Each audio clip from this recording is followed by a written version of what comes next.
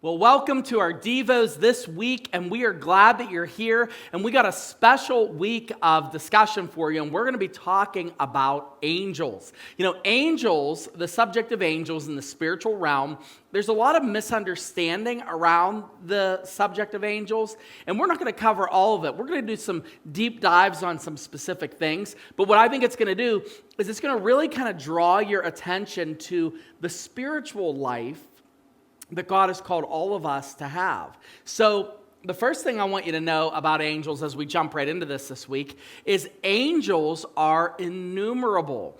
The angels around us, there's the spiritual realm, and then there's, of course, the angels in heaven. They're innumerable, so you can't number them. And a lot of times they're like, you know, when I was growing up, I had this vision constantly of angels being like just a small group of people gathered around God, like occasionally being dispatched, almost like, for lack of a better illustration, It's a Wonderful Life, if you remember that movie. And it's two angels talking. Like one star here, they're talking. But really, the Bible paints a little bit of a different picture. It's actually an innumerable amount of angels with a bunch of different responsibilities.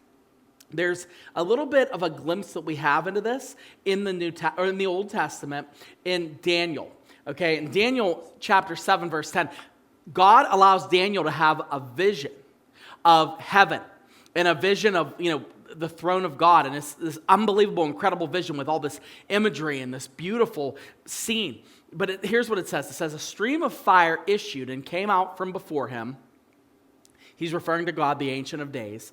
1,000,000 served him, and 10,000 times 10,000 stood before him.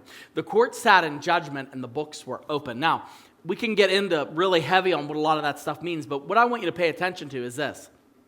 He's talking about the throne, and he says 1,000,000 served him, and 10,000 times 10,000 stood before him. So I don't think he's being mathematically like, this is exactly how many are there. No, it's an innumerable amount of these beings serving him, worshiping him, being around him. This is an unbelievable scene. So what the whole purpose of this series is, and what the whole purpose of this is I want you to start to think about the spiritual world that's going on around you. Now, this shouldn't scare you, not at all.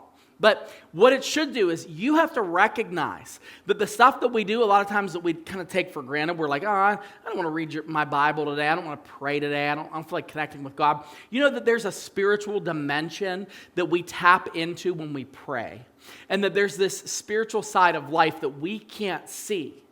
And when we talk about things like angels, when we talk about things like heaven, it brings a reality to our spiritual dimension that we should really be focusing on. So I want to encourage you to just thank God for his creation. Thank God for who he is, and thank God that he shows us and tells us in his word about this whole other world.